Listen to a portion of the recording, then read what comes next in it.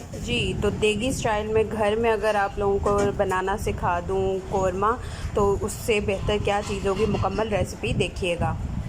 बिस्मिल्लाहिर्रहमानिर्रहीम, अस्सलामुअलैकुम। हुज़ैफ़ा's किचन में सबका वेलकम है। मैं हूँ शेफ़ ज़ोहरा।